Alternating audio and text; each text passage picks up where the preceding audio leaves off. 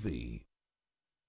Morning at NTV. We are live from Kampala Swene Conference Center. I need to send some shouts out to those that are on our Twitter, and the hashtag is Morning at NTV. Kabeja, Ara Kabeja, thank you so much for being with us. And I've seen many others commenting about the conversation we've just had with the youthful leaders vying for those offices. Now, as government plans for the reopening of schools, teachers and school owners have recommendations on how this can be done safely. According to the General Secretary of the Uganda National Teachers Association, Philbert Baguma, and Patrick Kaboyo from the Private School Owners Association, they are ready to implement the safety measures and have students and candidates classes reopen. Today morning, we have Philbert Baguma, the General Secretary of the Uganda National Teachers Association, rather union. Good to have you, Mr. Philbert. Good morning. Isn't it exciting to have the schools reopen? When you had this news go through your ears, what was the feel like? Obviously, that is what every education stakeholder has been waiting for.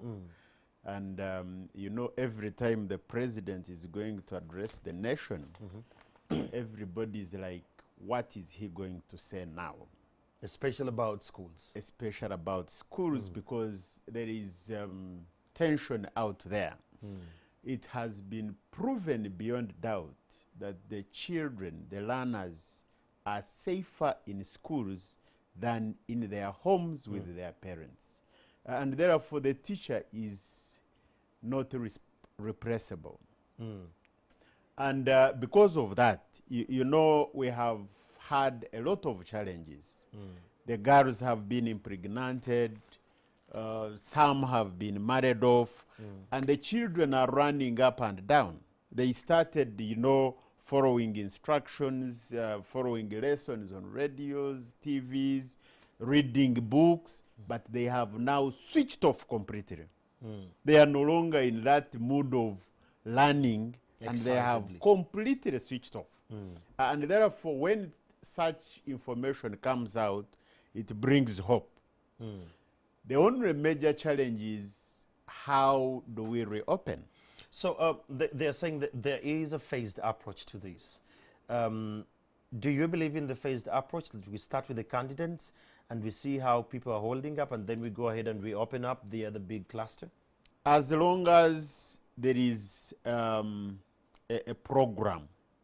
Because you cannot say we are going to do it in a phased manner, and then you only release one cluster. The reopening should have a program that we are going to open for candidate classes, and after 2 weeks we shall add on and on until, because it also has challenges. If you only open for candidate classes and leave all other classes, then you are not solving the problem, because it means next year you will not have candidate classes. And that will be a dilemma. You have no candidate classes, but you will be having 2 classes at the entry point. You will have 2 senior 1s, you will have 2 senior 5s, and you will have 2 year 1s in tertiary institutions and universities. And therefore, you are still not solving the problem. So how best can we solve this? There must be a program to indicate that, yes, we are going to start with these, and after this period, we shall bring on these other classes, so that those who are left at home also begin getting into the mood of going back to school. Otherwise, if you simply talk about we are going to reopen in a phased manner, but for now candidate classes are reporting on this day, and you don't mention about other classes, then you are causing tension. You are torturing them psychologically. Let's talk about the preparation of both the students and the teachers. Yes. Mentally. Yes. 6 months at home, all closed. Some teachers have turned into taxi touts, others are border riders, others are in restaurants, and all of a sudden, we're back. Yes. How ready are the teachers and the children to go back to classes, especially now that we're starting the candidate classes? And what modalities does UNATO recommend that they can possibly pick up a little faster before the exams? Obviously, first of all, looking at the time they have spent at home, we ought to have had some time to prepare them psychologically. Both Go the back to school. parents, the learners, and the teachers. Okay. Because in the event that they have been away and looking at the mode, how they went away from the institutions, there has been a lot of uncertainty. And therefore, to bring them back, we needed to start with sensitization, you know, preparing them that we are about to open the schools so that the mind switches from whatever they have been doing and now starts thinking about the school setup. But if you wake up one day and you say, you know, in 2 weeks we are going to reopen schools, then that means you will have another 2 to 4 weeks. They are in school, but teaching and learning is not back to the normal. So it's Because more like they have jump-starting them. to reconstruct the teaching and learning environment. So for them to get back to it, it will take some other time. A situation that we should have started with to prepare them using radios, using all sorts of media to make sure that we prepare the parents, because we might have parents. First of all, remember when the institutions were closed, there was no COVID-19 case in Uganda. Today, we are in 3,000. We are talking about over 40 deaths, including medical personnel. And therefore, how have you prepared the parents to accept to Is send better. the children back to school? What measures have you put in place Well, in government terms has- of safety? Government has said that all schools that are going to open are going to follow the standard operational procedures as per the Ministry of Health, those Yes. guidelines. Yes. And this is something UNATO yesterday came through, the Daily Monitor carried the story that you were suggesting government should meet the cost Yes. of all the SOPs at every institution to Yes. make sure if it is sanitizer, if it's about a big tank of water and running water and soap, it should be them. Yes. First of all, you need to know that we have some institutions which have no access to water. Yeah. And now this is a situation where the learners, the teachers, and any other person within the school environment must be washing Their hands anytime. their hands. If you are in class and you are moving out, you must wash. If you are coming back, you must wash. Now, how does this poor institution access the water? 2, the hand washing facilities, which are said to be foot operational. The cheapest is around 200,000. The And cheapest. now, you must know that this must be at every entry Of a class. of the class.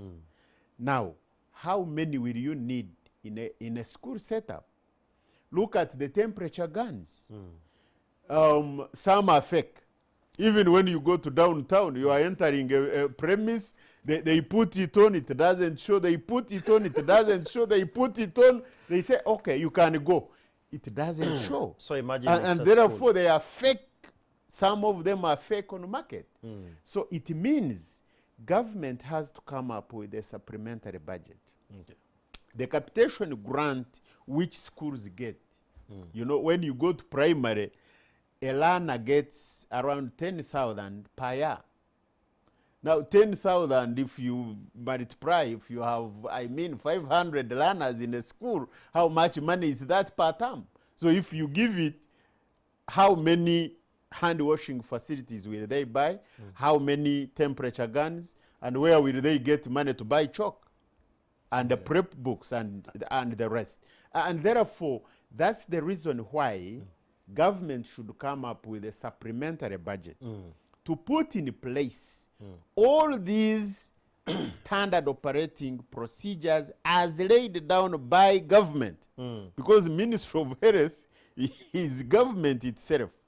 And therefore, we need to make sure that they are in place. And once they are in place, then we know the level of safety for the teachers, for the learners, and any other staff that work within the school environment is safe. Mr. Philbert, let's look at the measures. What measures should be in place for schools to open, especially looking at a school? Let me say they're going to open up. Let me say Serena is a school and they're going to open us up. What are some of the measures you're looking at from the profession standard, not from the Ministry of Health standard? Yes. We are looking at some schools have really surging numbers of students and they're all going to come up and they're all coming back. What measures do you think, from your profession as a teacher, as an administrator, what should be in place for them to go back in full operation? First of all, under this COVID-19 situation, we are guided by another profession other than the teaching profession, because these are health issues. Yes.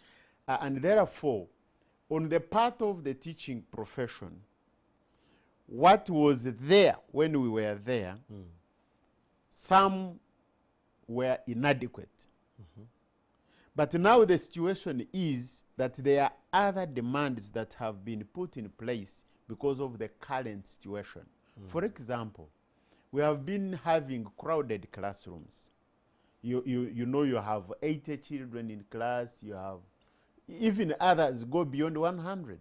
And now Ministry of Health is coming in to say we need only 10 learners in a classroom.